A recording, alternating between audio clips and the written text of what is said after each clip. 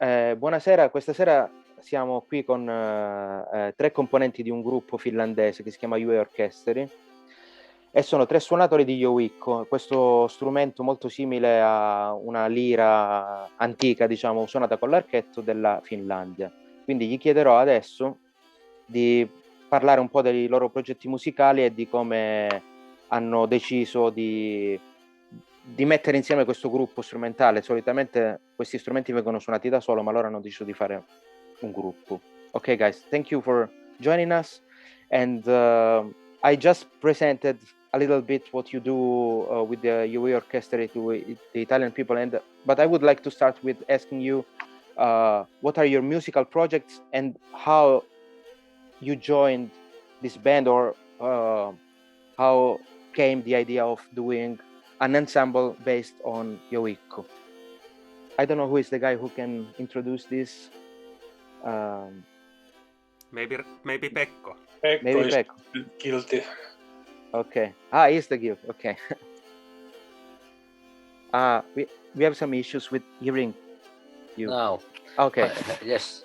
Jouhiorkesteri started from an idea that I had when I was studying ethnomusicology in Tampere, and I had this idea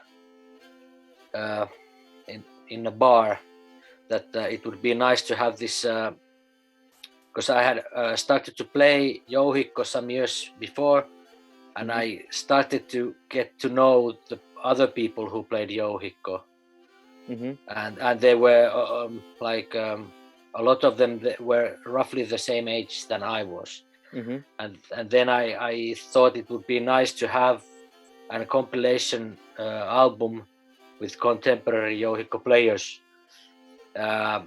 whether they are old or young, but the people who are playing at the moment. And then I started to ask around, and I had met Rauno, and of course I asked him, and then we came up with this, I can't remember, maybe 10 people or something like that. And we started to make the album. And then we made the album and it was released, and then the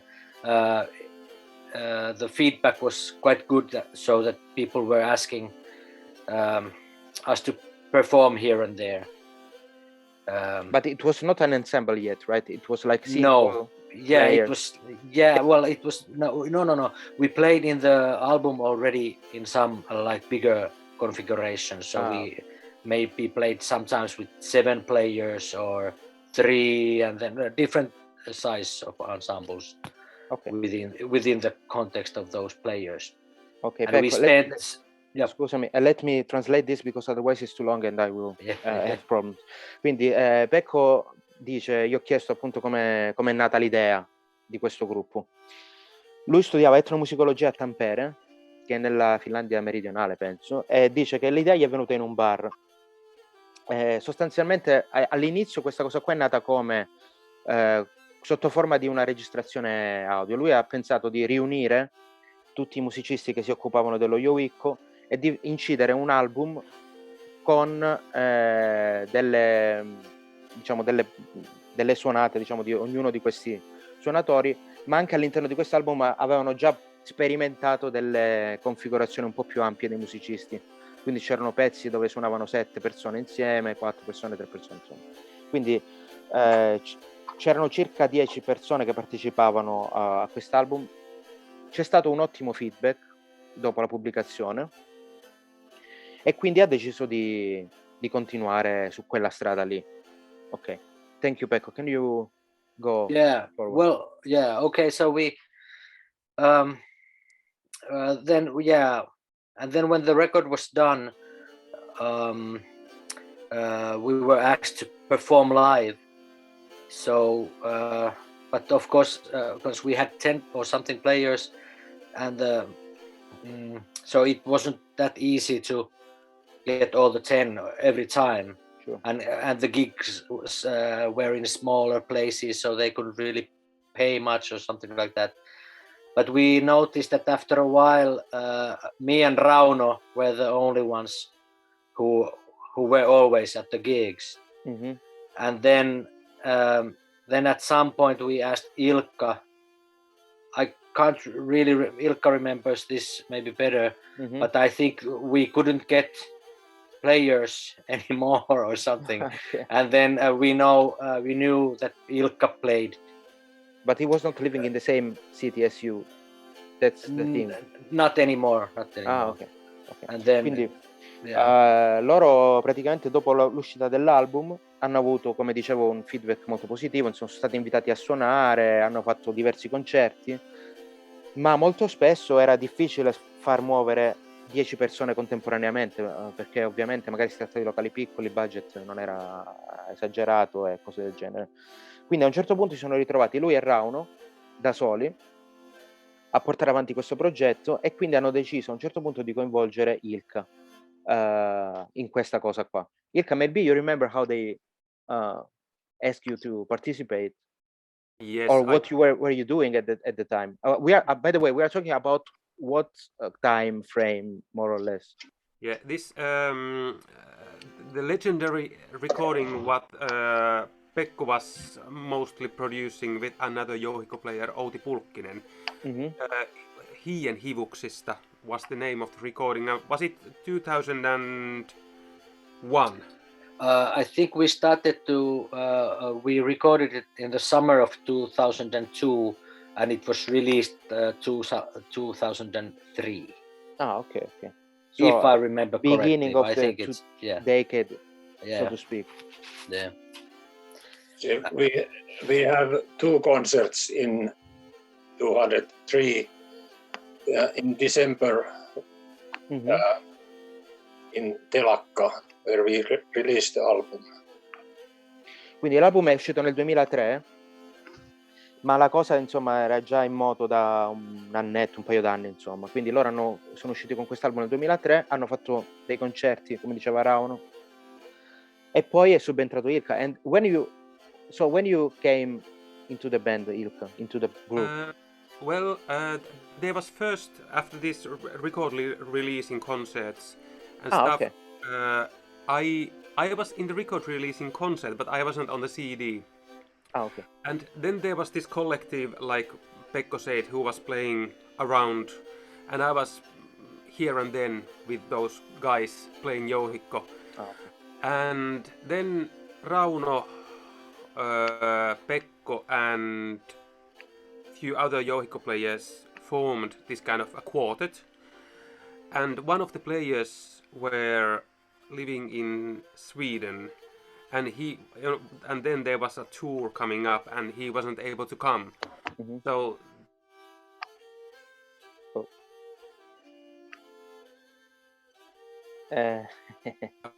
it happened. So they needed. Okay, I'm sorry. Was it? You were in Sweden for he wasn't able to come. The guy that should play with the ensemble. Yes. Yeah, and originally playing the double bass. The bass Jouhikko originally in the band, and he wasn't able to come. So they asked me to replace him on the tour. So I think it was 2006 or 7. Okay. The first concert where you play was 20th day of February 2007. He's a big memory around, huh? In Helsinki. He has his paper like there. Rauno has markings from everything. But I mean, that's amazing, I would say. Comunque, Definitely. I will explain this. Quindi dice che Ilkka invece è stato coinvolto stabilmente. Lui conosceva la formazione, aveva collaborato saltuariamente. Non faceva parte di quelli che hanno inciso l'album, ma collaborava col gruppo. E nel 2007, esattamente il 20 febbraio, come ricordava Rauno, che c'ha a quanto pare una mente che registra, ha iniziato a suonare con loro in maniera stabile. Ok. And so 2007, and now you are still a group playing in 2021. So you have a very long career, I would say. Right? Yes, we are still playing, but last year I have only 2 concerts, and this year nothing. Ok, that's unfortunate. Quindi dice che loro purtroppo fra l'anno scorso e quest'anno hanno avuto pochi concerti, cioè 2 l'anno scorso e 0 quest'anno, quindi purtroppo il gruppo è un po'... Sì. So guys, we were talking with Ilkka about musical projects. We already explored his projects. But what about you guys? What other things are you doing in music? Quindi adesso io gli chiedo, Ilkka, sappiamo già che tipo di percorso ha fatto, il dottorato e la collaborazione con altri gruppi tipo Gamut, progetti elettronici. Adesso chiedo ai loro due che altri progetti hanno. Ok. Pecco, do you want to talk about your projects? Yeah, well, the couple of main projects that I'm doing is I have a band, kind of like folk rock band called Pekko Käppi and KHHL, and we are just about to release our 4th album in a couple of months, but the first single came out and so on. So that's kind of the situation I'm in now. But then I'm working with new solo stuff as well. I have this release series called Finnish Folk Music, and I have the volume 1 I have already released, but I'm not. It's a kind of more like concept. It's not like really super pure Finnish folk music, but I try to keep it like acoustic and small and kind of. Are you just playing the Jouhiorkesteri or other? I'm singing and playing Jouhiorkesteri. Yeah. It's just you and your instrument, so to speak. Yeah, and vocals. I'm singing. And vocals. Okay. Yeah, and it's the first one was. Sorry, it's what's Finnish folk songs for volume 1. So yeah, it's got what is it? Finnish okay, folk songs. Yeah. So it's kind of I have this back door that it doesn't have to be only Jouhiorkesteri. But I try to make at some point like only like instrumental album, and I tried it already with the first part, but I wasn't happy with my own playing, so I have to rehearse a bit more. Okay. And also I do quite a lot of session work for other artists, and then there is productions every once in a while, maybe some production in TV and movies, like this independent movies stuff. And but I've tried to keep myself busy. Okay. And but you are just focusing on the Jouhiorkesteri, right? You are not doing other stuff. Yeah. Okay. No. Singing and playing Jouhiorkesteri. Singing and playing. Ok. Allora, Pecco è attivo principalmente in 2 progetti, oltre a fare, diciamo, il musicista turnista, quindi sia per registrazioni che per gruppi, insomma. Il primo progetto è un gruppo folk rock, e loro con questo gruppo sono al 4º album che sta per uscire, e l'altro progetto importante che lui ha è un progetto da solista, quindi con lui che canta e suona lo Jouhiorkesteri, che è dedicato alla musica folk della Finlandia. Non è un progetto di riproposizione stretta del repertorio, ma è rielaborato. Quindi ha fatto un primo volume di cui però diceva che non era tanto contento. Adesso sta lavorando sulla seconda parte di questo progetto, diciamo. Okay. And what about you, Rauno? What are your musical projects right now? Yes, because I have everything in my computer. I just checked that I have played in 27 bands. with some kind of 215 musicians. And my first concert was 72. It was a trio, guitar and 3 singers. But the oldest band that is working still is Primo. We start 79, and 2 years ago we have 40 years concert, and the 50 years concert is after 8 years. Okay. We are alive. Okay. But there are 10 bands that are working. If there's not possible to have concerts so much, but we are making recordings, and there are mostly improvised music.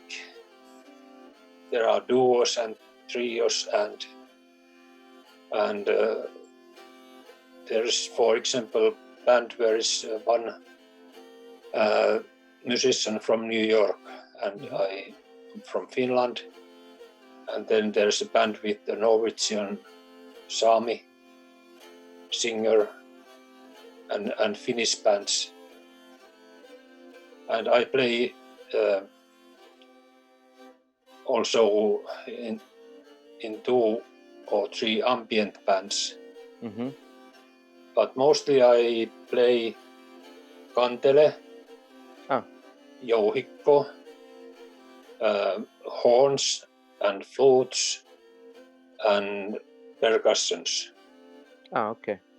So kantele, jouhikko, horns as well. Yes. You mean like horn or in general? Like Old horn. Old horn, ok.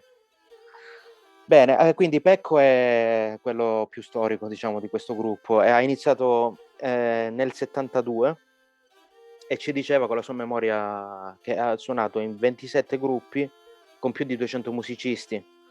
Quindi ha iniziato con un trio nel 72 che era composto da chitarra e 2 cantanti, poi dal 79 invece ha fondato un'altra band che si chiama Primo e hanno festeggiato il 40° compleanno qualche anno fa. Ovviamente adesso, diciamo, è un periodo un po' di fermo, per cui più che sui concerti dal vivo si sta concentrando sulle registrazioni, però ha vari progetti, diceva, con musicisti americani, anche della Finlandia, della Svezia. Lui suona principalmente strumenti tradizionali, quindi per esempio il kantele, che è una specie di salterio, lo jouhikko, il corno e altri strumenti, principalmente in musica folk oppure anche ambient. Quindi questo qua è il profilo dei musicisti. Good. And you are also a luthier, Rauno, right? Yes. Okay. When did you start building jouhikkos? I mean, it was like the beginning of the like folk revival, so to speak. I made my first jouhikko 77, and I heard about this instrument 1971. Finnish folk rock band made a recording where they play jouhikko tunes with violin, because there was not so much instruments at that time and not so many players. And how did you decide to start? I mean, like seriously taking the jouhikko as an instrument to build. You know, what pushed you to start this? I started to make electric guitars on 60s, but then I get interested Finnish folk music, and I start to research what kind of instrument we have, and there was not very many musicians who can play them or make, so I have to make first the instrument and then learn how to play it. And because I was instrument maker, to get orders, I have started to teach people to play the instruments. So I teach in music camps, and then I get orders from my students, and it was in the beginning and then I have to make notebooks and how to play it. Mhm. Ok, lui è anche un liutaio, quindi gli ho chiesto appunto come ha iniziato questa attività di luteria, no? Diceva che lui negli anni 60 costruiva chitarre, dopodiché a un certo punto si è appassionato, a chitarre elettriche fra l'altro, si è appassionato alla musica tradizionale della Finlandia e quindi dal 1971 aveva sentito alcuni gruppi folk rock finlandesi suonare il repertorio dello Jouhikko però col violino. E quindi da lì è nata l'idea appunto di riprendere questi strumenti tradizionali e provare a riprodurli, no? Quindi nel 77 ha fabbricato il primo e poi da lì ha cominciato a promuovere lo strumento attraverso dei seminari sostanzialmente in cui praticamente ha dovuto imparare a suonarlo e poi ha trasmesso questa conoscenza a degli allievi, per cui si è creato un pubblico anche che potesse poi acquistare gli strumenti che lui faceva. Quindi, and how did you learn to play the Jouhikko around? I mean, what base did you have to imagine how to play such an instrument? There was a book, a Finnish Armas Otto Väisänen. He collected these tunes and published them in a book. So I have the notes, and there was living one guy who learned to play Jouhikko from his father, and he learned to play his father. So there was only one traditional musician in Finland, and I meet him 78. Okay. And I get a tape where he play all his grandfather's tunes also. Ok, very interesting. Allora, gli ho chiesto anche come ha cominciato, cioè come ha fatto per imparare a suonare lo strumento, no? Una volta ricostruito. E diceva che lui praticamente nel 78, vabbè, innanzitutto c'era una raccolta che era stata pubblicata, quindi di trascrizioni del repertorio dello Jouhikko finlandese, e poi nel 78 invece ha incontrato l'ultimo rappresentante di questa tradizione. Sostanzialmente era una persona che aveva imparato a suonare dal suo nonno ed era l'ultima persona che era rimasta, diciamo, a suonare questo strumento. Okay, that's very interesting. And maybe Pecco, since you had the idea of the band, what kind of, I mean, Jouhikko, I think it's an instrument that was like developed to play as a solo instrument, I think. If it's like our instrument, the lira.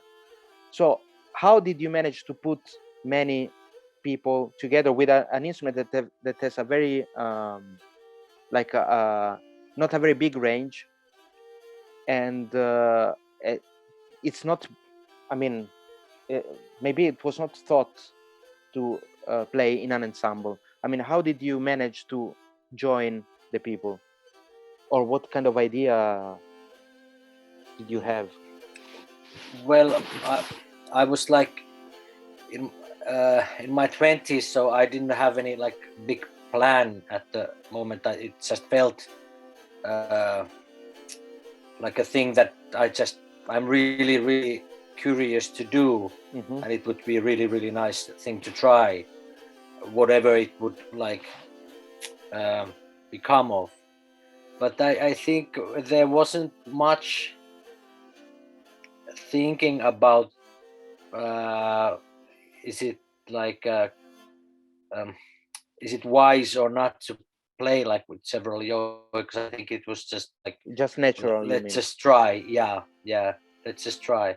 And I think it's somehow at the very first moments it felt like really nice. That somehow everyone had like really different Jouhikkos, and quite many had built their own instruments, and they weren't instrument maker or luthiers or anything. So the qualities of the instruments, they must have been quite different. But somehow still the overall texture, even there were like many players, it was nice. And of course, I haven't actually listened to the album a long time. So it would be nice to actually listen to it again and how's the sound. Mm-hmm. But somehow I felt at the moment it really sounded like it was supposed to sound somehow. Okay, so it works simply. I mean, that's what you mean. Yeah. But of course, it's if there would have been like 7 or 10 players all the time, so I don't know. But but one thing I remember, there was lots of tuning. Like when we at the opening, the record release party, like first time we did it at the Sibelius Academy's, what's the kamarimusiikkisali in English? Like a concert concert hall or something like that. Yeah, chamber music hall. Oh yeah. Okay, chamber music. Or this. Yeah. So I think it felt like there were a lot of like these tuning moments. You mean like tuning the instrument? Yes. Okay. Yeah. And we used horsehair. I think all of us used horsehair at that time, and there was a lot of tuning. Okay. And then for a long time there was a lot of tuning.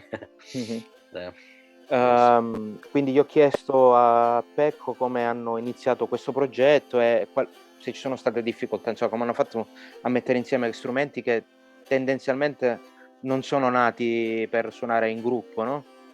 E lui diceva che appunto era un ventenne, che non sapeva bene cosa fare, però era molto curioso di capire quale sarebbe stato il risultato di un gruppo di Jouhiorkesteri che suonava insieme, per cui semplicemente ci hanno provato e è venuto tutto bene, insomma, spontaneamente, ecco. Forse diceva che la cosa un po' più noiosa era il fatto che usando tutti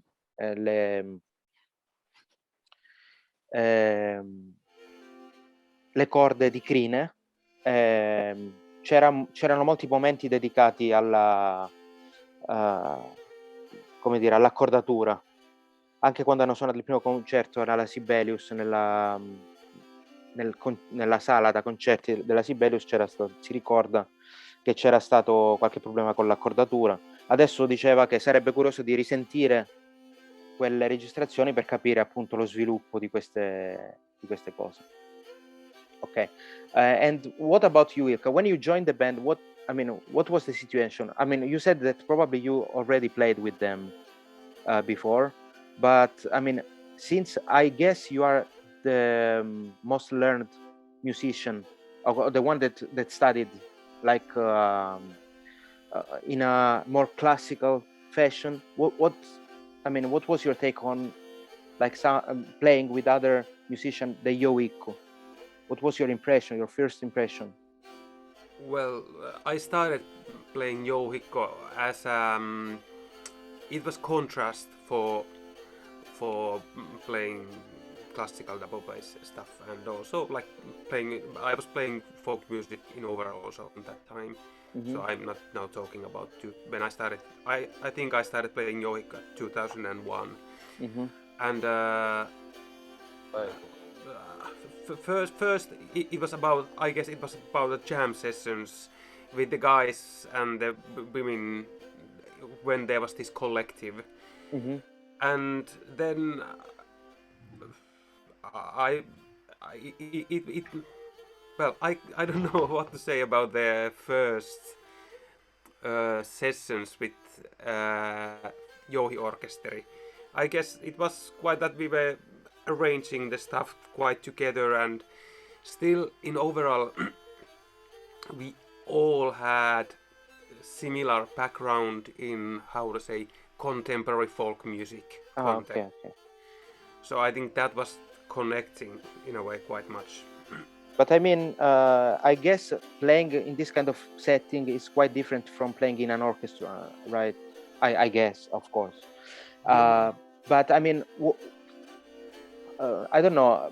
There were specific things that you had to deal with to make the thing work. I mean, well, from my point of view, I grew up by playing rock music, Okay. So this kind of like a band playing and playing in contemporary folk music bands, they were supernatural for me. They were my Okay. second home. I So see. there wasn't that kind of like problem there. And playing bass Jouhikko there and also the normal Jouhikko. So that wasn't the thing. I guess from the early point there was this challenge, of course, when Jouhiorkesteri was more focused that how do we have arrangements or do we improvise, and how much we improvise and how much we arrange the music. So Okay. I guess that has been from the start this kind of like it's not it challenge maybe is a little too negative word, but this kind of challenge, like Yes, I mean, how to approach okay. I the see. music with four similar instruments or some in different Tuning. uh, tuning and sizes, and then of course the how we cope with the drones that are everybody playing in drones all the time and this kind of stuff. Ok, quindi ho chiesto ad Ilka qual era il suo punto di vista su appunto unirsi a questo gruppo dal suo punto di vista di musicista classico, perché appunto come dicevamo è un contrabbassista. Dice vabbè, in realtà non c'è stato tutto questo adattamento perché comunque io mi occupavo già prima di musica rock, quindi ero abituato a suonare in un gruppo, e poi di folk contemporaneo. Diciamo che le sfide più grosse secondo lui sono state da una parte il discorso cioè dell'equilibrio fra la parte improvvisata e l'arrangiamento. Quindi cosa lasciare improvvisato, cosa invece arrangiare. E poi appunto un altro aspetto che hanno dovuto affrontare è stato il fatto di suonare con strumenti, quindi che dovevano essere accordati in maniera diversa, quindi trovare le varie accordature, e soprattutto il discorso del bordone che magari poteva ostacolare, diciamo, la leggibilità della musica. Ok. But the instrument that you used for the band were like modified instruments, or this is maybe it's more around thing. I mean, but did you have to modify the instruments, or they are like just regular Jouhikkos? Did you have to adapt the instrument for this kind of playing, or not really? Yes, this start on 70s. I made first two Jouhikkos without bass bar and sound post, but the sound was very, very weak. And when we made this first band, 79, there was 4 players, and you need more voice to the instrument. And I take this system from violin. And then these horsehair strings, they don't stay very well in tune. So I start to use nylon strings on 80s. It was Pekka Westerholm who had a dream that you have to go to fishing shop tomorrow and buy fishing line for your Really? Jouhikko. Okay. And that was the history. And then 81, I put fine tuners to Matti Kontio's Jouhikko. And on 90s, I start to use microphones. And this was all ready, but first Jouhiorkesteri instruments, I made instrument for everybody, and now I have made many instruments for Ilkka and Pekko. And in the beginning there was we have one lady, Marianne Mans, and we have a concert in Viljandi Folk Festival 2006, and we play outside and it starts to rain, and she have to tune her Jouhikko every 1 minute. Mm-hmm. And Ilkka, there was Pekko and me. We stay in tune, no problem. Mm-hmm. But the instruments, we have developed the instruments all the time. And I get new instrument ready for Ilkka 2 days ago. Ah, really? Okay. And they are very good clients because they are paying my mistakes. Ah, okay. I made bad instrument for them and they order better and better and better. Ah, okay, that's okay. I capito. I will explain this. Maybe Vincenzo is interested. Allora, dice, gli ho chiesto sullo sviluppo dello strumento, no? Tu ci senti, Vince? Ci stai sentendo? Non ti sentiamo noi, però. No, non c'è l'audio. Intanto spiego questa cosa qua. Allora, Rauno ci ha raccontato... Ora c'è. Okay. No, allora, Rauno ci ha raccontato un po' lo sviluppo dello strumento. Quindi, partendo dal 77, quando ha costruito i primi strumenti, probabilmente copiandoli da quelli ereditati, quindi senza catena dei bassi e senza anima. Poi nel 79, appunto, quando ha cominciato a collaborare con la prima band, ha inserito questi due elementi presi dal violino, no? Quindi appunto anima e catena dei bassi. Poi negli anni 80 invece ha inserito le corde di nylon, perché appunto con le corde in crine c'erano molti problemi di accordatura. Quindi dice che un suo amico praticamente si è sognato, gli ha detto, l'ha chiamato e ha detto domani devi andare al negozio di pesca a comprare i fili di nylon. E quindi da lì hanno cominciato a usare il nylon sulle corde. Poi sempre negli anni 80 e nell'81 ha messo i tiracantini, no? Quindi quelli che permettono di accordare lo strumento in maniera più, diciamo, di fino, ecco. Precisa. Sì, è più precisa. Negli anni 90 hanno messo i microfoni e poi dice che l'ultimo strumento l'ha fatto finito 2 giorni fa per Ilkka e dice che sia Ilkka che Pecco sono degli ottimi clienti perché gli pagano gli errori che fa, insomma, quindi gliene ordinano sempre di nuovi e quindi lui praticamente costruisce strumenti sempre diversi e loro gli pagano gli errori che fa praticamente. Ok. È interessante, io ogni tanto vi perdo perché sono nel peggior tratto, ovvero sull'Appennino, quindi...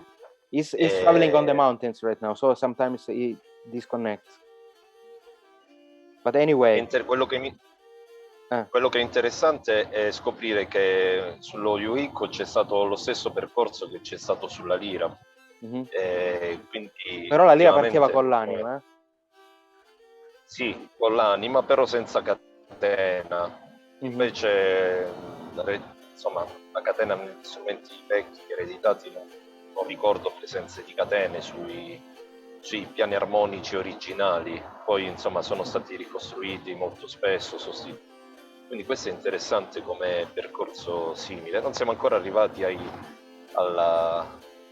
oddio, sia il tiracantino che i microfoni ci sono. Vabbè, mi interessava. Sì, vabbè, però poi penso che loro hanno modificato poi il piano armonico su alcuni strumenti, però dice che appunto lo Jouhikko è rimasto anche uno strumento che si adatta al musicista.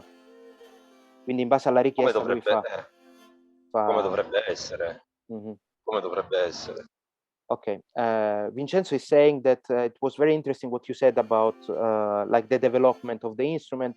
He just added that we in Calabria we had already the sound post in the old instruments, but it was like a reed one.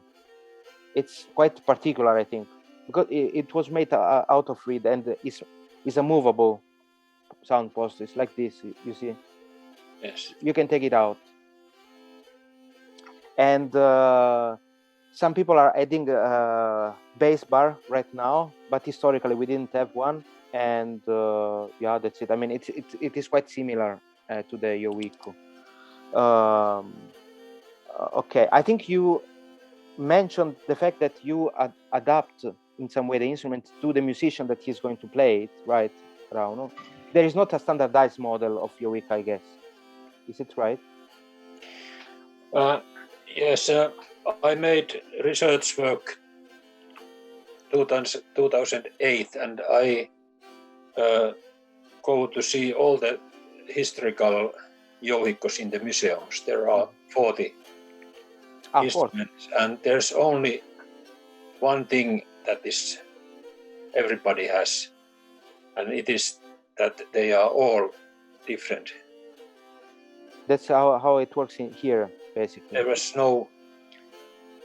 was no drawings for instrument, but I have made now something like 250 Jouhicos, and I have many models from children instrument to bass and alto, and Estonian instruments, Karelian instruments, and my own models.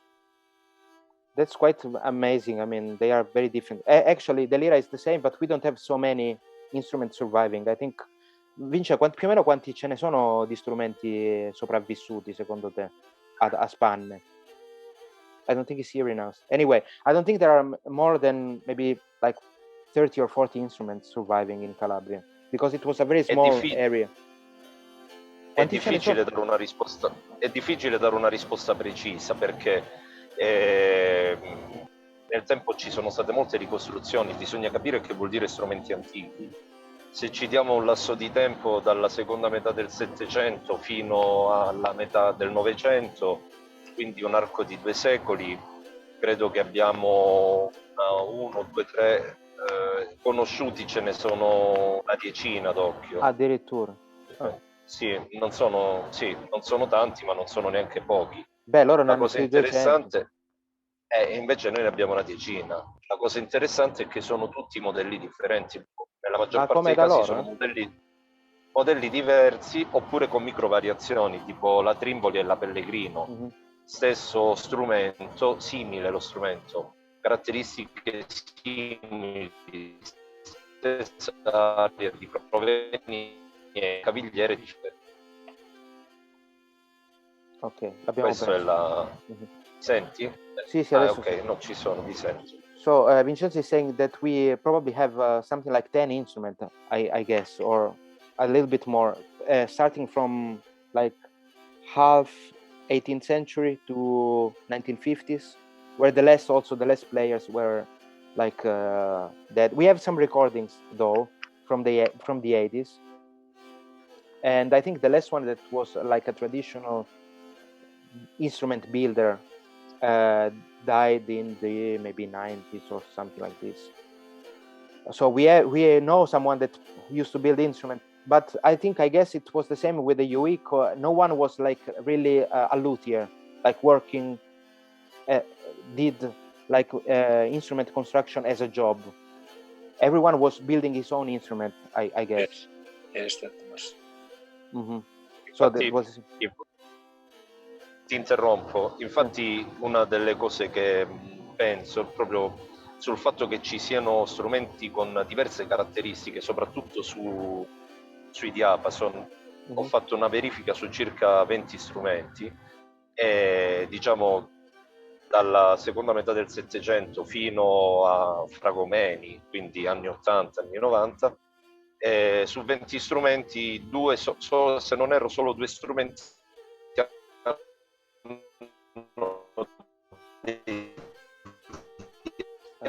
L'abbiamo perso.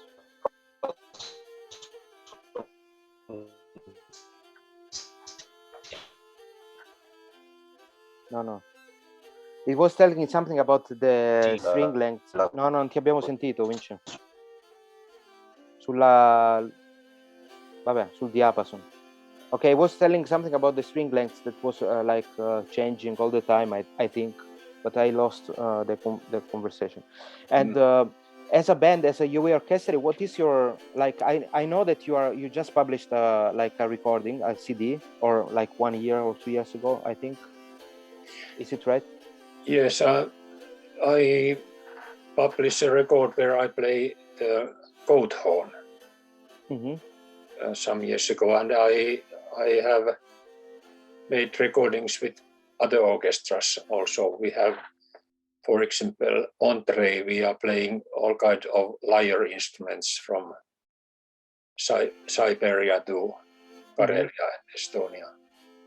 Oh, okay.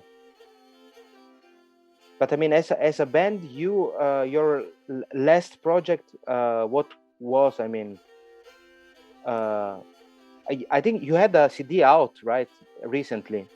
Yes. No. The last CD No. was 2009. 9. Yes. Okay. Yeah, I thought it was 19. No, So no, I 2009. And we have been preparing it, the second album, maybe 10 years now. It's So- almost, we were almost in the studio, but what was it, 2015 Yes. or Ah, something like okay. that. Disco. But then we never made to the studio then. We have all the songs ready, but we haven't managed to go. But now I think every year we talk that it would be really, really nice, but then something comes up. And So, okay, ruins your plans. yeah. Okay, guys. So I wanted to ask you, like, what is your personal approach in the band? I mean, I think you are approaching the instrument from different sides in the same band. So what would you say about this? What is your like approach to the instrument and how it complements the other guys in the band? What do you think about this? I don't know if it was a clear question. Yes, I made alto jouhikkos for Lord of Rings musical, 2007 maybe, and then I make this bass jouhikko for these two bass players and for Ilkka also. And first we try to tune them like string quartet, but it doesn't work at all. Okay, that's interesting. Yes, but the bass jouhikko can be 1 octave lower than the basic jouhikko. So, but they're different. You can get different sounds from different size of instruments. Now I'm making these alto instruments, but we tune it like a soprano instrument, but it has a deeper sound. Okay. And there are 3 strings and 4 strings. So. Okay. In the beginning, in first concert where Ilkka was, we have Siberian lyre, big lyre, hurdy-gurdy, and overtone flute. Okay. And nyckelharpa also. But it was a short period, and after that we have mostly played with 4 jouhikko, and Ilkka has played in some tunes this bass jouhikko. Ok. I will translate this. Quindi dice che come hanno fatto a integrare i vari strumenti in un gruppo. Quindi prima hanno provato ad accordarli come un quartetto d'archi, quindi con i 2 soprani, un contralto e tenore, contralto, diciamo, e il basso, ma dice che non ha funzionato tanto bene. Dopodiché hanno provato con uno jouhikko basso che doppiava all'ottava inferiore, poi un contralto che però suonava come un soprano e i normali standard, diciamo, jouhikko. Quindi si sono stabilizzati su una formazione di 4 jouhikko dopo aver fatto varie prove anche con altri strumenti. Quindi dice nella prima formazione suonava anche una lira siberiana, che è uno strumento molto grande, la nickelarpa, che è sostanzialmente un violino a tasti, con i tasti, e anche la ghironda. Però poi sono stabilizzati sul quartetto di jouhikko. And I mean, how do you tune the instrument in the quartet? I mean, the jouhikko quartet. they are all in the same tuning. Ah, okay. I would say that there would be still possibility to use also different tunings at the same time. For example, in the recording we played a duo with Pekko, where I had a Jouhiorkesteri a major third lower than Pekko's Jouhiorkesteri, for example. And also possibilities with this alto size and tenor size and even lower instruments. But I guess the major issue there is that if you want to use different tunings there and different drones, you have to arrange the tunes. And our approach has been much more about collective improvisation, and the more you arrange tunes, the less you have room for improvisation and reacting in the moment. Okay. So like Rauno was telling just a moment ago, besides his playing, of course, and his knowledge of the traditional melodies, Rauno has been providing us, if he think his position there, has been also providing the instruments. And then now we are lacking here the fourth member of the quartet. It has been like now lately Salla Seppä and Päivi Hirvonen.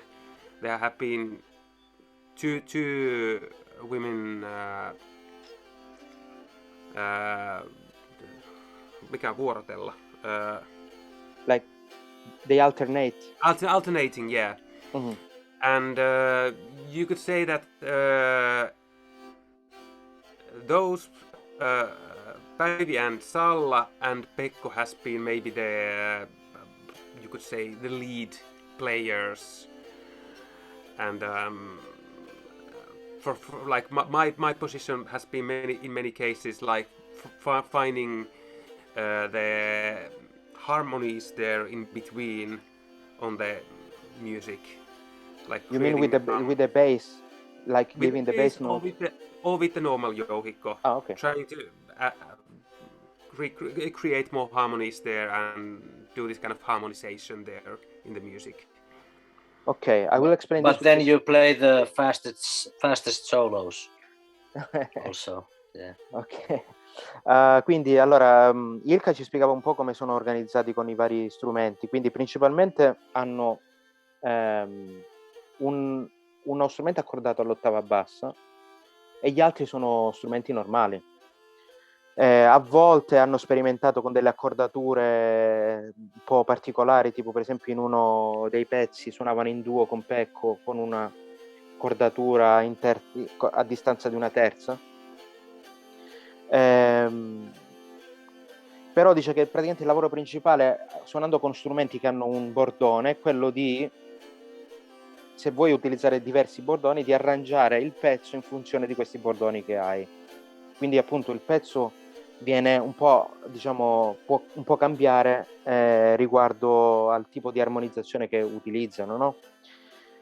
E poi un'altra cosa era appunto l'improvvisazione collettiva, che è una larga parte di quello che fanno loro, e quindi questo è una parte, diciamo, appunto, più organizzi il pezzo, magari utilizzando, diciamo, 2 bordoni anziché uno, più lo spazio per l'improvvisazione si restringe, e quindi questo può essere diciamo, un approccio diverso, ecco.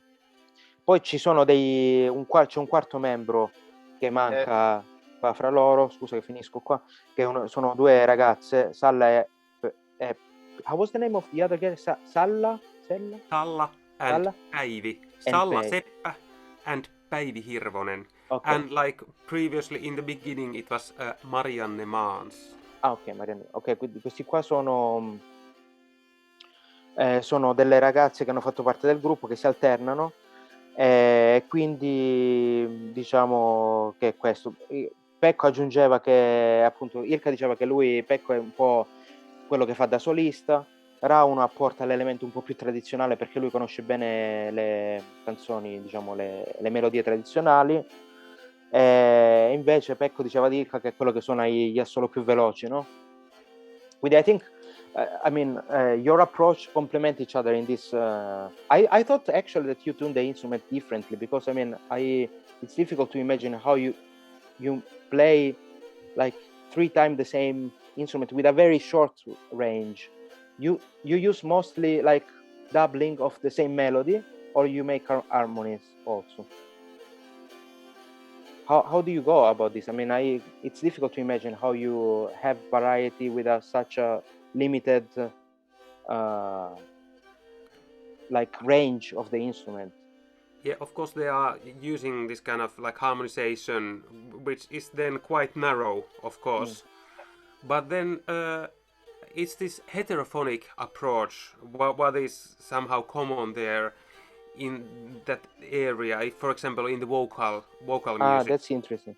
So even we may be playing the same melody, but the ornaments and the variations are slightly different. So that makes this, even though that we could play the same melody, it sounds bigger when everybody are doing a little different, how to say, version of the melody there, and reacting to each other there. Okay. That's quite interesting. And also, I guess that also the note that you play is not exactly the same sometimes. Probably, is it what you mean also? I mean, when you speak about heterophonic texture. Yeah. Well, do you mean in from the point of view of intonation, or like just like the real? No, I mean intonation. Well, or not really, maybe. I think if from the point of view of intonation, we have been surprisingly well there. I don't know. No, I mean, if you research it's like an effect that you can research, like slightly different tuning to have like an effect. I don't know. Yeah, maybe it was just my imagination, maybe. Yeah, I guess there's natural chorus effect all the time, that when they are maybe slightly in the intonation is slightly different with everybody, but it's surprisingly different sound if you compare, for example, if there would be 4 violins playing the same, but when there is a drone all the time, so it somehow changes the soundscape, I would say. Ok, allora Ilka ci stava dicendo qualcosa in più su come appunto interagiscono loro con gli strumenti, appunto, che hanno una caratteristica, cioè quello di avere una gamma molto ristretta. Però la varietà in questo caso loro la ottengono attraverso una tecnica che viene utilizzata spesso nel canto, che è quello dell'eterofonia, cioè sostanzialmente si basano sulla stessa melodia, però queste melodie vengono abbellite, variate leggermente, e questa varietà produce una ricchezza anche armonica in qualche modo, no?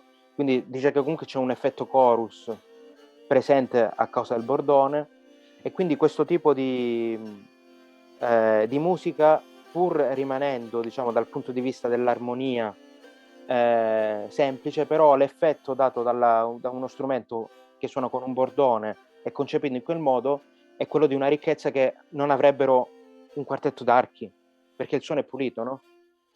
Quindi diciamo che la ricchezza si ricerca in altri modi, in questo senso.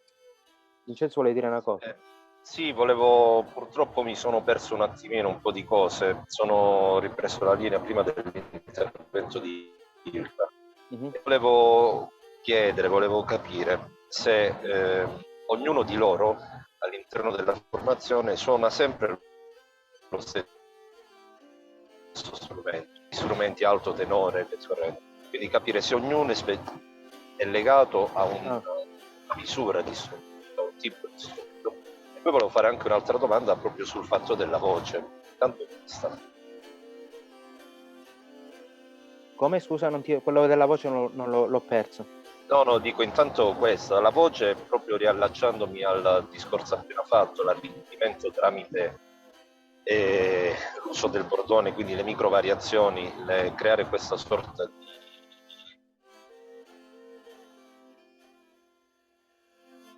oralità mi chiedevo se ognuno di loro ritrova un pezzettino della propria voce in questa ricchezza armonica, se c'è un legame tra il proprio suono interno e il suono del loro strumento. Mm-hmm. Okay. Allora, Vincenzo has two questions. The first is if you play always the same instrument or you switch. Like, you wanted to ask if you specialized in a particular size of the instruments within the band or not. And the second is he was hearing you, Ilka, talking about voice, and he said that if you, I mean, personally, as you, the three of you, I mean, they see something of your own voice within the way you play the instrument. I don't know if it's clear what I mean. Okay, so that was the question basically. So first, if you play the same instrument all the time or you switch. I think we are playing mostly the same instruments there all the time. That if we are on a gig, we, at least lately, we have had, everybody have had this soprano size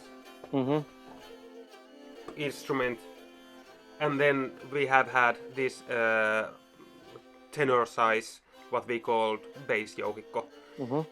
And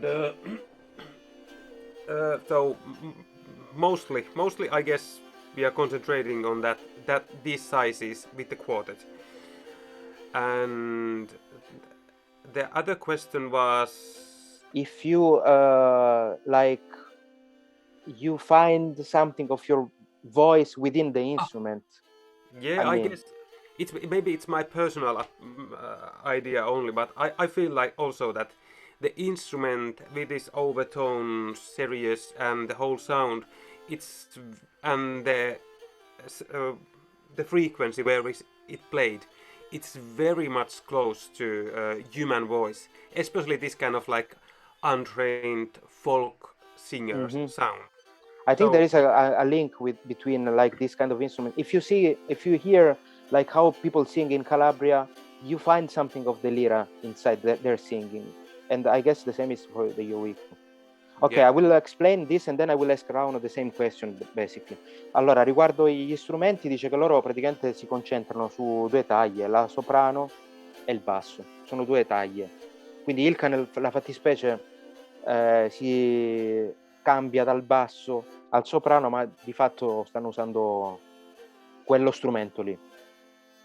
E poi riguardo alla voce dice Ilka che sì, nota, secondo lui c'è un'affinità fra il suono dello strumento e il suono proprio della voce umana in generale, e più in particolare c'è un'affinità fra il suono dello Jouhiorkesteri e alcuni stili di canto che si trovano nell'area da cui proviene lo strumento, no? What about you, Rauno? What do you think about the sound of the instrument and like the voice, or what do you think about the sound of the Jouhiorkesteri basically? I used to play 3 instruments very often. In the morning I play kantele. I read the magazine and drink coffee, and 12 strings. I don't have to look. But what do you read, Rauno? Just for out of curiosity, what do you read? Newspaper, drink coffee. Newspaper. Okay. So you play like without paying too much attention. That yes, it's just sounding, and it is some kind of meditation also. And in the evening I play Jouhiorkesteri in my workshop, because when I made new instruments I have to test how they sound. And sometimes I can play 2 or 3 hours, just whatever. And the third instrument is a drum. Like a frame drum, you mean? Yes, boom, boom, boom, boom. So all these old instruments are, they are maybe not made for to make concert music. It is more to play to yourself. Okay. I don't need any audience when I'm playing. That's nice. Allora lui dice che suona 3 strumenti principalmente. La mattina suona il cantele, che è questa specie di salterio, e lo suona mentre si beve il caffè, si legge il giornale, e per lui è come una forma di meditazione, diciamo, quella che fa con il cantele. Poi dice che... eccolo qua, questo è il cantele.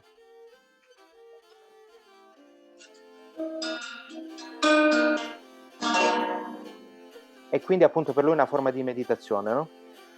Poi dice che invece la sera suona lo yoicco principalmente nel suo laboratorio, perché magari spesso deve provare gli strumenti che realizza, quindi gli capita spesso di passare 2 o 3 ore a suonare con quegli strumenti lì. E il terzo strumento è un tamburo a cornice. Dice che in generale pensa che questi strumenti non sono proprio pensati per suonare di fronte a un pubblico, ma sono più degli strumenti che hanno a che fare con l'intimità, diciamo, con suonare per se stessi. Quindi penso che lui intenda che è come una forma di terapia personale, diciamo, no? Cioè, sono degli strumenti che hanno a che fare molto con l'intimità della persona. And what about you, Pecco? Maybe, I don't know if you heard the question, because you were disconnected for a while. Okay. So about the sound of the instrument, what it means for you, and if there is also an affinity with the voice, since you are a singer as well, if you think there is a similarity between the instrument and your voice or your approach to vocal music. Yeah, like Ilkka said, I think it's really close to the basic tuning to the human voice, and I feel it's really close to my voice somehow. Mm-hmm. And someone has, every once in a while, someone who hears me play and sing, they say that it's sometimes hard to kind of say which is which. Mm-hmm. But I just feel like they are resonating together nicely, and I haven't been thinking it that much, but I noticed when I close my eyes and I sing, I play, I kind of try to look for that kind of sweet place where they meet. Mm-hmm. And yeah, but I think I don't know. Of course, stylistically we have our own approaches, and at least for me, like also the development of the bow has been quite important. Mm-hmm. And that affects a lot. That's very important. Yeah, because when I played like 20 years ago, when I played usually like with very little hair on the bow, because they broke and I was too lazy to fix them. Mm-hmm. So I had like in the end like 20 hairs left or something. Mm-hmm. So they were yes. But nowadays, like there's a lot of hair, and I like when it's like really thick. Yeah, well, that's the one I'm using mostly nowadays. Okay, but it is still like a traditional shape, but with more hair and maybe a little bit thicker. Is it right? No. Yeah, that's like because Rauno can explain or Ilkka can explain this better, but because now the darker bow was, I think, the most like high tech bow in a way. So there has been, and that as well. So there has been some like development work, like all these, like small things that they are. But the basic one that I made first, one I made myself, is from just a branch of a tree, and then you drill the holes and. Well, yeah. yes. Yeah. But I think now, and of course, when there's some like more, the arch of the bow is not so big, so it's for me at least it's easier to control and play like more like strict stuff. And then also if you have a lot of hair, so it's easier to play this soft like humming sound, and that kind of soft sound I have been trying to. I don't know if I play to you, does it sound soft? But at least in my head I have been trying to look for this quite soft sound. Ok, allora Pecco ci diceva che appunto sì, vede una relazione con la voce, soprattutto per il fatto che i due strumenti cioè lo strumento e la voce hanno un po' la stessa tessitura, la stessa, come dire, sente un'affinità, diciamo. Non saprebbe spiegare bene di che tipo, però appunto quando canta e suona insieme vede una connessione fra questi due, diciamo, mondi sonori, ecco. Dice nel corso degli anni è andata alla ricerca di un suono sempre più tenero, diciamo, dice lui, no? Quindi appunto hanno fatto vedere un po' di archi, soprattutto la ricerca è stata sull'arco, che appunto è un elemento che ovviamente il suono lo può trasformare. Dice che ha iniziato con degli archi con pochi crini di una certa forma, dopodiché l'arco è stato sviluppato anche da Rauno per appunto avere più crini e avere un suono appunto che permettesse più sfumature. Ecco. Diciamo è una forma sempre ispirata all'arco tradizionale, però diciamo dal punto di vista loro migliorata per avere un tocco più, cioè un suono un po' più malleabile, come posso dire. Ecco. So Rano, maybe you can explain a little bit better about the bow, your research about bow then. Yes. Yes, we made this new type of bow maybe 2008 or 9, and we think that it was a new development, but these are these historical bows. Mm-hmm. This is like violin bow. This is very typical. This is very bad. Mm-hmm. And this is quite close, but there's another curve like this. Okay. So, but this our band is not. The main thing is not to play music because when we all time travels all over the world, we talk hours and hours how to make better instruments and bows and the strings and bridges and sound posts and whatever, and how these tuning pegs work better. So we have spent maybe as much time for development of the instrument.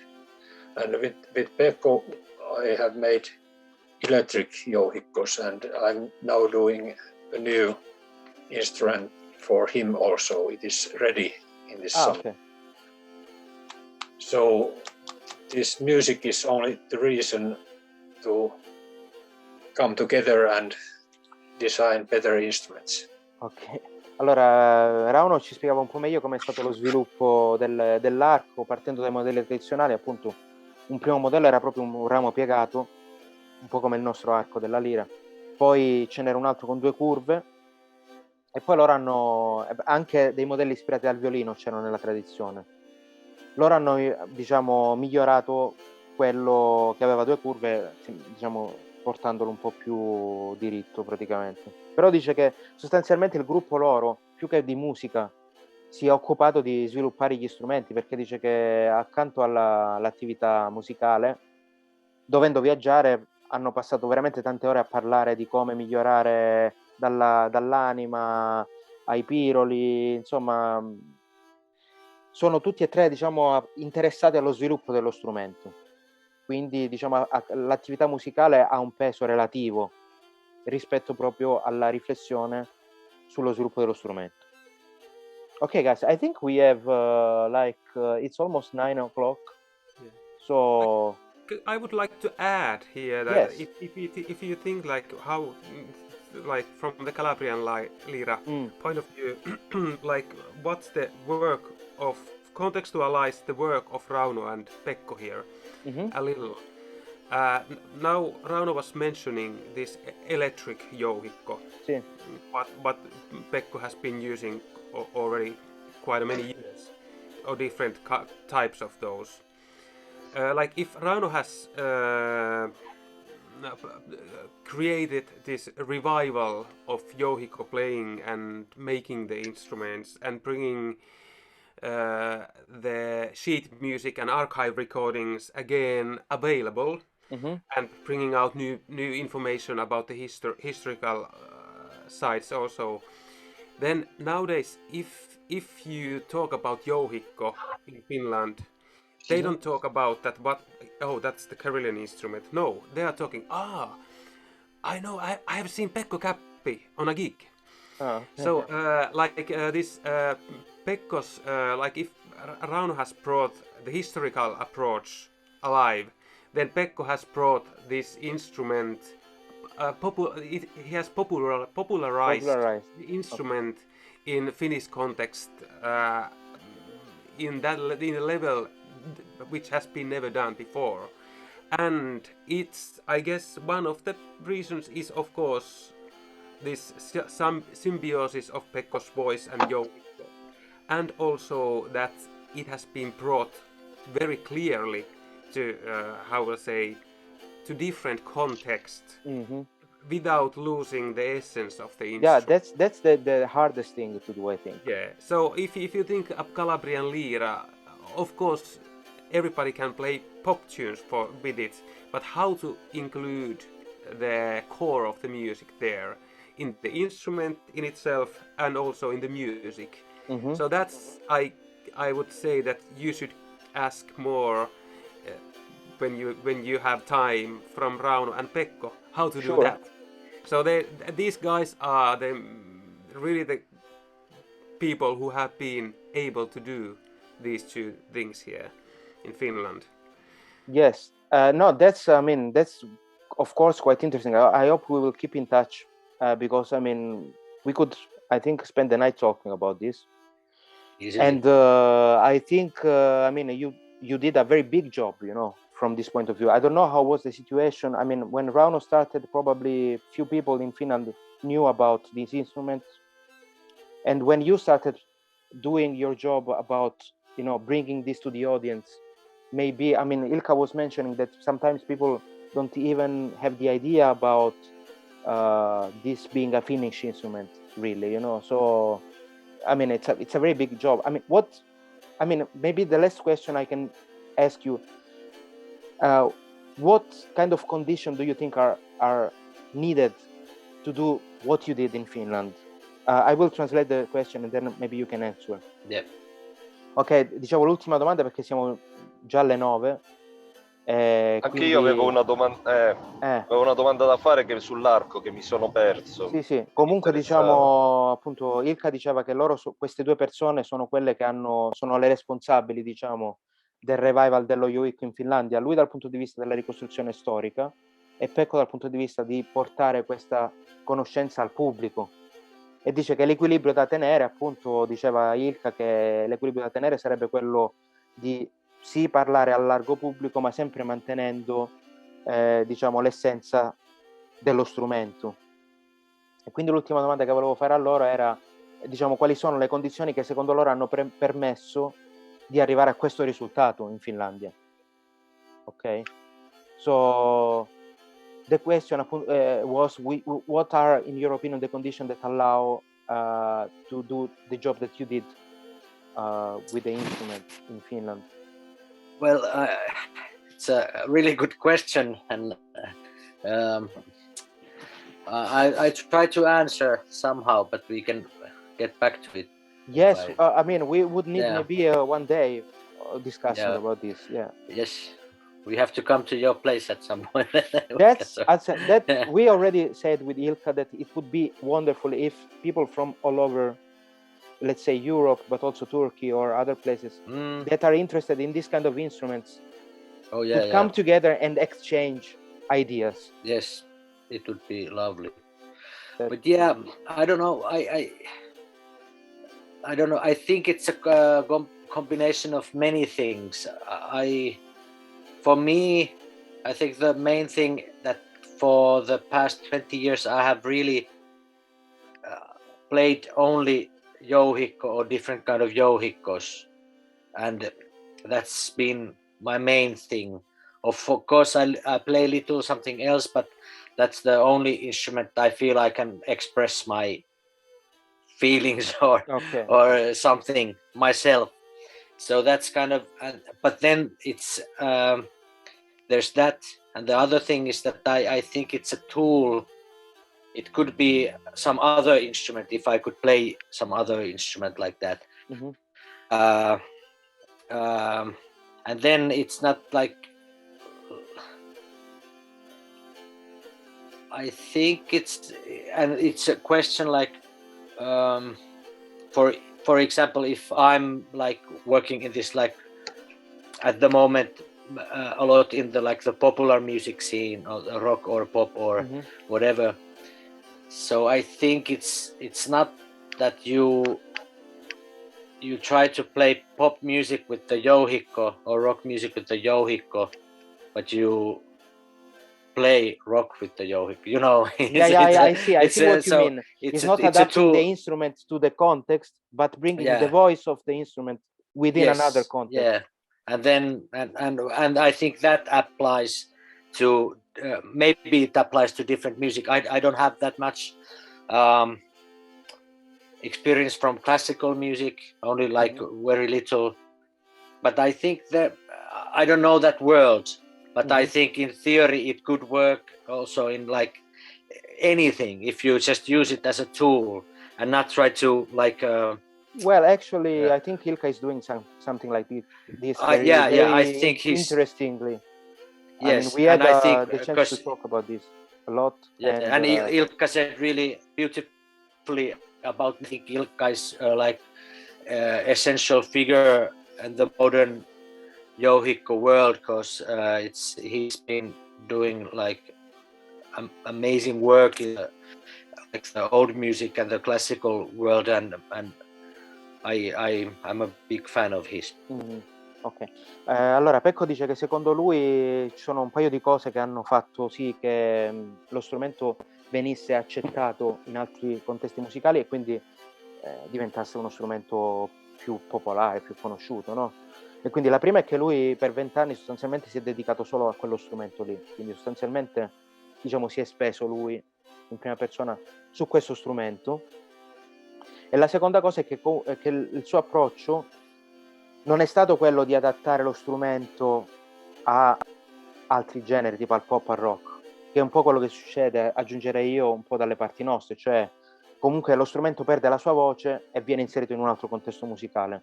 Ma quello che diceva lui era portare proprio la voce dello strumento, proprio l'essenza un po', no? L'idea dietro lo strumento all'interno di un nuovo contesto musicale. And what about you, Rauno? I mean, what were the conditions that you can tell us that allowed you to bring this idea of reviving the jouhikko until 2021 and with good results? Yes, first we need the information how to make the instruments, and I have learned to make jouhikkos maybe for 500 people. In my school, I was teaching in instrument making school 35 years, and we made first jouhikko and kantele. And then I made my first book. I'm waiting for this, Rauno. You sent it. Remember, you received an email from Italy? Yes. It was me. Okay, I'm getting it. So the first Finnish book, it was 1,000 copies, and this is now third print, and I have sold this book to 1,113 now, and it goes all over the world. So we need the education, research education for making the instrument, playing the instrument, and for those who are interested the tradition, what is the traditional music that you play this. And now there are in jouhikko Facebook groups, there are 3,426 members in this time, last week. So it is very popular, and many people made themselves these instruments and learn to play themselves or by this book or Mhm. my drawings. So this is the work that you have done all the time, because there's new generations coming who want to play this instrument. Mhm. And now it is very nice that there is so great jouhikko players all over the world. And here is Pekko and Ilkka. Mhm. There's coming great music, traditional music and modern music, whatever. Ok. Allora, Rauno diceva appunto che da quando ha iniziato, insomma, ha fatto parecchi strumenti e ha insegnato a farli ad altri, perché lui è stato insegnante in una scuola di luteria praticamente. Poi ha pubblicato il suo libro, che è alla terza ristampa e ha venduto oltre 1000 copie, quindi diciamo la cultura di questo strumento è stata diffusa. Quindi lui dice che di base ci vuole l'educazione, la ricerca e il fatto di insegnare alle nuove generazioni a suonare e a adottare questi strumenti. Dice che anche il gruppo Facebook, per esempio, dedicato a questo strumento, proprio ieri ha raggiunto i 3400 membri, quindi questo significa che, diciamo, i risultati si sono visti. Ovviamente Rauno ci lavora dagli anni 70, quindi, come dire, appunto, ma lui vede appunto queste due cose qua, l'educazione e ricerca, e suonare lo strumento come i fattori che possono, diciamo, favorire la ripresa di questi strumenti. Ok, guys, thank you very much for... I don't know if Vincenzo has a question or... Yeah, Ilkka, would you want to add? Can I add or conclude the words of Sure. Rauno and Pekko here? I think you need a triangle of engaged or committed musicians who are willing to stay on this kind of weird instruments, and we need a instrument maker who is willing to develop and be in contact with the musician, and they should have work together, and then they should have had some kind of output for some kind of audience who is interested on this. And this circle or triangle should be like self-feeding itself. And then, of course, like what Rauno has been doing, putting more luthiers to the world who has knowledge about the instrument. And well, I've been teaching jouhikko a lot, and like Pekko, that's also one thing. And also give all the time new prospects of instrument to the public, and also for the possible future players, and maybe why not luthiers also. That the triangle would be all the time going on. So I guess this is the commitment of the musicians, the luthiers, and the communication, and to find out the right public. So I guess it's about that.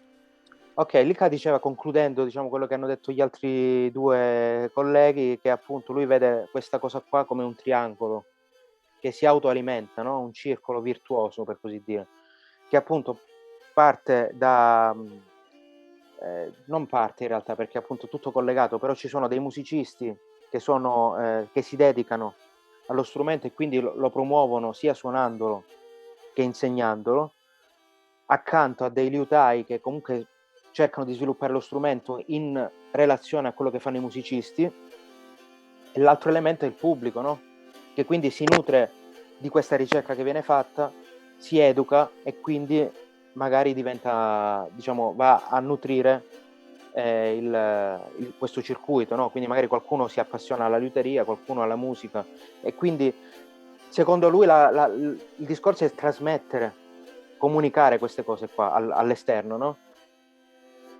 Io vorrei fare un'ultima domanda a Rauno, visto che ha insegnato. Insomma, ho diverse domande, ma purtroppo le intermittenze sono state drammatiche stasera. Ma una domanda per Rauno, veramente un'ultima domanda.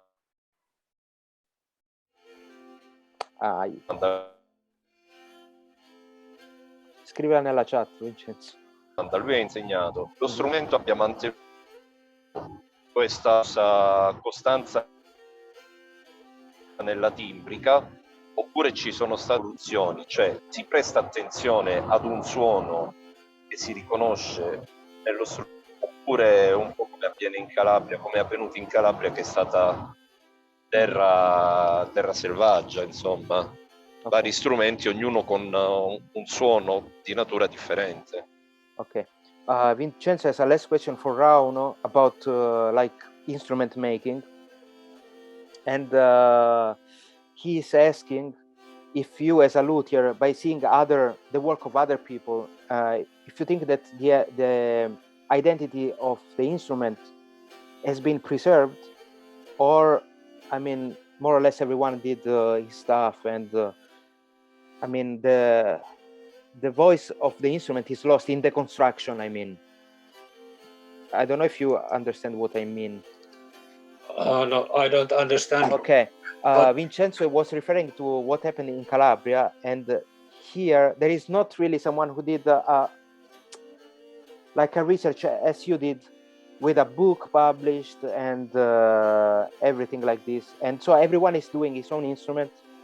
Yes. Often like seeing something from the internet and copying, like superficially. He was asking you if the same thing happened in Finland, or it's more like a serious kind of producing instrument. Yes, there are people who want to make their own instrument, own design, and nowadays most of them want to make old Viking ornaments to it. Mm-hmm. They think that it is a Viking instrument. Mm-hmm. And there's also people who like to find the old original instrument.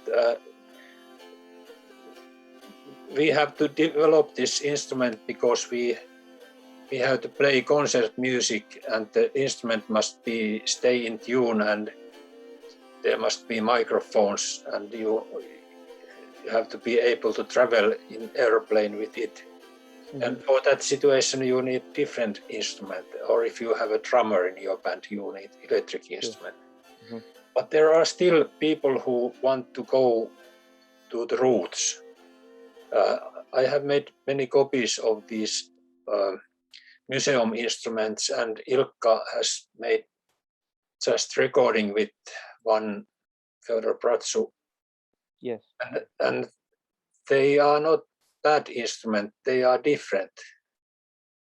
And of course there are musicians who want to play this old style, old Finnish or mm-hmm. whatever music, hundreds of years with 5 notes, but it is good. There you can do whatever you want, and I hope everybody are happy whatever they are doing with this instrument. Ok. Allora Rauno diceva appunto che sì, ci sono state gente che ha provato a mettere gli ornamenti vichinghi sullo strumento, oppure a ricostruire i vecchi strumenti originali perché voleva tornare alle radici, però dice secondo lui è necessario lo sviluppo dello strumento, perché ovviamente se cambi contesto lo strumento si deve adattare, quindi magari deve essere più stabile per affrontare un viaggio in aereo, oppure che ne so, il palco, l'accordatura, eccetera, eccetera. Però quello che dice lui alla fine dice vabbè, io spero che comunque ognuno sia contento con quello che fa. Lui fa il suo percorso e dice spero che ognuno sia contento con quello che cerca di fare, ecco. Quindi il suo punto di vista è questo qua, lo vedo molto peace and love da questo punto di vista qua. Sì, okay. Anche molto corretto, insomma. Certo. Peace and love. Ok. Ragazzi, I would stop the recording here. Thank you very much. I hope there will be the possibility of talking again. And of course, if we manage to organize this summit, this meeting, it would be great, I think. So let's keep in touch, I hope. And we are trying to organize something this summer about the Lira, and we are not sure yet if we can manage to organize this because we have a very short, limited time. But we will try, and this could be the start of like development, or how can I say, starting again to talk about this kind of instruments, and we will let you know about what we are trying to do. Okay, thank you very much again, and Thank you. Thank you. Thank you. very nice to Ciao. talk to you. Okay, Thank you. Buonasera. Ciao, ciao. No, niin. okay, I will stop recording. Ciao, ciao.